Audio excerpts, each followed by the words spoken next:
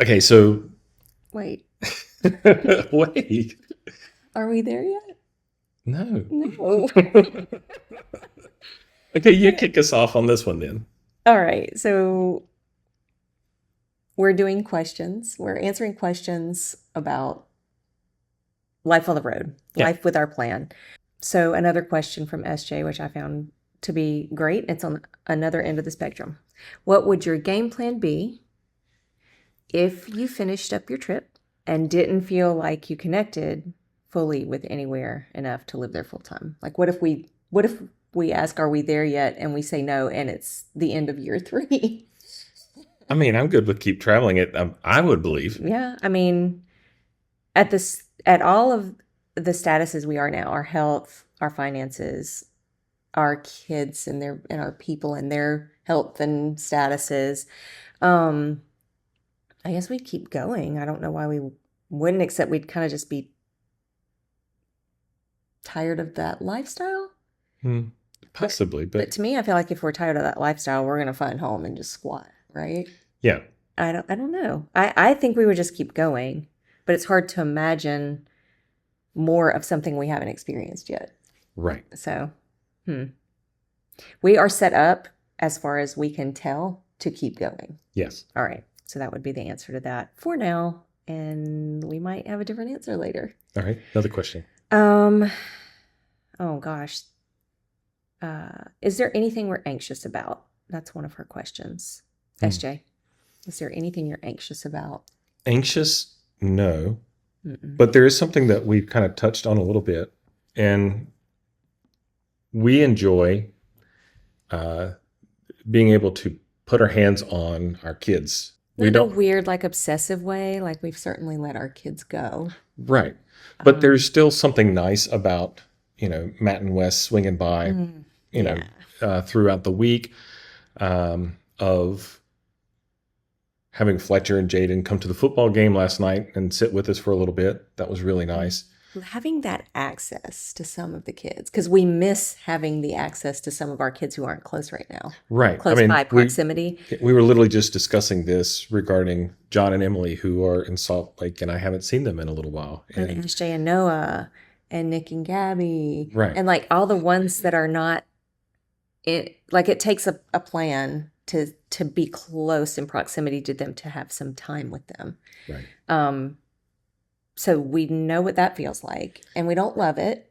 I mean, I don't need to be up under my kids. If they want me there, I will be, but that's not a that's not the place in life I think they're in or we're in. Now, I think one of the things that we tried to actively do, for instance, when our kids are close, we set up dates to go take them out to dinner, Mhm. where it costs them nothing but a little bit of time, and we can kind of catch up with them.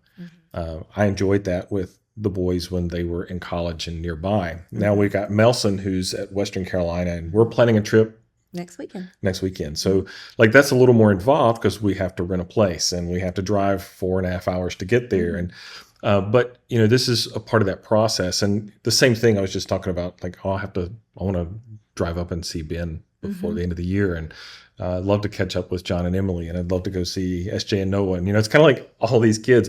Also, we're looking at tentatively visiting with Nick and Gabby for a little bit before the end of the year. So So that'll be December and June. So that'll be twice in a year, which is great. I love that we can do yeah, and consider that.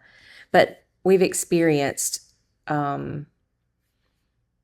the lack of ease and accessibility to just be around and with our kids in that really easy kind of way, and not this we gotta see them every single day and get the most out. Just being together right. is missed. And I think, in this, one of the things I think is we just genuinely like our people. Yeah. It's a natural thing. It's not like I want to come in and invade or be a nuisance or whatever. I Or don't want to. control it, or Right. no. I think probably one of the greatest compliments we've gotten from multiple of our kids Mhm. is that they feel a general ease around us. That's the biggest pat on the back I could get for my kids. And so Mhm. I like that. And I think that's really what we enjoy, our people. Genuinely. And so I think anxiousness is the thing I've gone through little phases of being anxious about this. Mainly the thing that sticks out to me is it involves the kids. Always. It's not about, will we be okay on the road? And what if this or Right. what if that? We have a lot of what if questions, but we seem to come up with answers. And at the end of the day, I mean, what if the whole world was that we're together? I mean, like, we'll figure it out. It's not that deep, right? Right. But when it comes to the kids, like, we had a huge thing with Fletcher, what, a year and a half ago, almost 2 years now.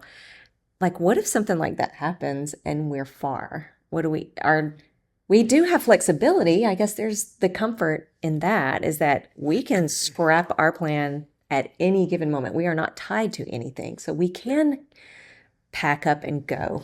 We've actually talked about the emergency situation of if one of our kids is in a dire situation, or even your mom, that we can basically put a pause on where we're at. Trish can jump on an airplane to get to wherever the kids are. I can load up the car and drive it if, so.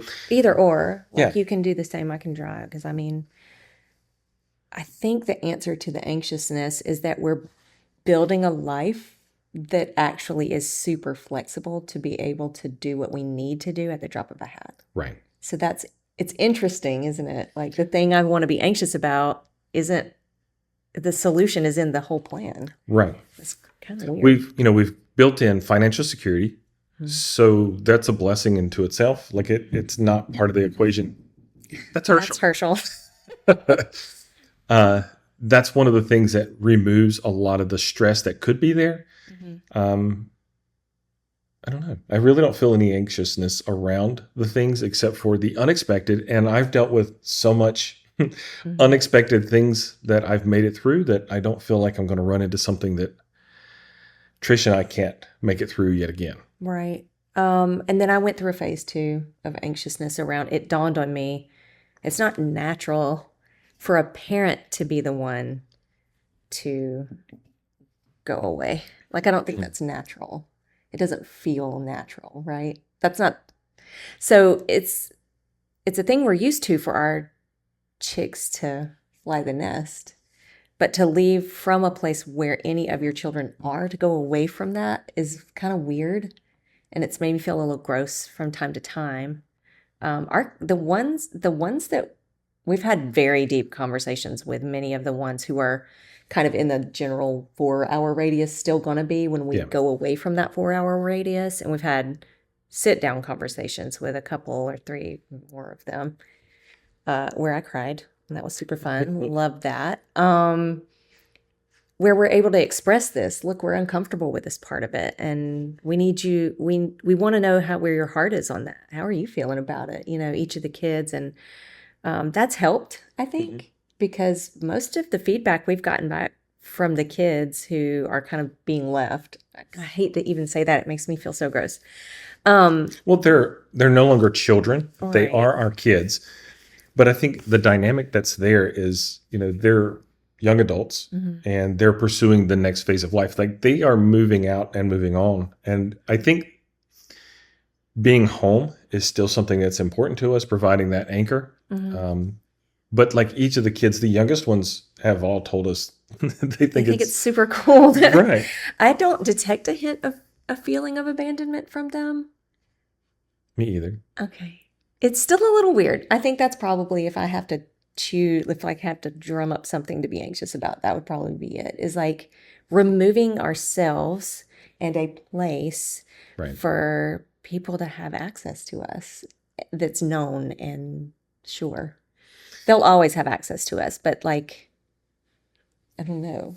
I think, what's funny is because so many of our kids don't live here, I think the access is, we make it a little easier because we can go to be with them where they are.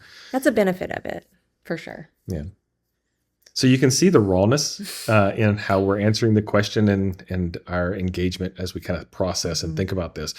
But the key for me, I think, is I think we've had this conversation enough. We both feel like this is what we're supposed to do, like a calling almost. And this is, as we're going out doing the thing that we feel compelled to do, that we feel is what we're supposed to do next, that has a different weight to it. Right. It's odd that the anxiousness may have been around a responsibility we feel to the kids, yet this new thing, there's a weight of responsibility to it. I don't Yeah, know what that is. I feel stronger and stronger as we get nearer to leaving that there are things we do not know right, that are going to be part of this and a reason we've lined up to do this that right. we have no idea about. This year, again, has been full of surprises. 2025, whoa. Good stuff, but plenty of stuff that I did not see coming that's been really hard. Right.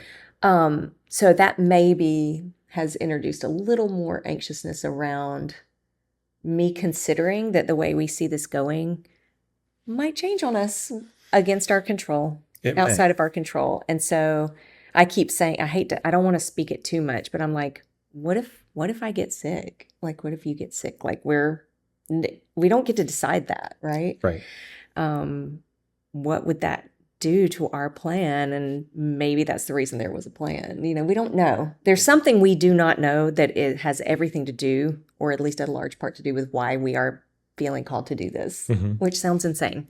But Well, I I think pointed it out. that's, Yeah, I pointed it out in one of the prior videos how I've made the list multiple times of our full 3-year, you know, and every time we've sat to it, it gets totally turned upside down. It's like kids dumping Legos on the floor. They're literally everywhere, and it doesn't line up. And so now we've reached a place where we're like, okay, we have a general idea of how we're starting, but but we're going to, yeah, we've left it very flexible as far as how we're going to move forward. but there doesn't feel like chaos in that. No, not at all. It seems more settled and peaceful to be less known, which is so weird. It's the opposite of what I've experienced of other things in life. All right, so I think that's an end for those questions. Hey, don't stop here. The journey's just getting good. Click over to the next video and join us as we keep chasing down what there really means.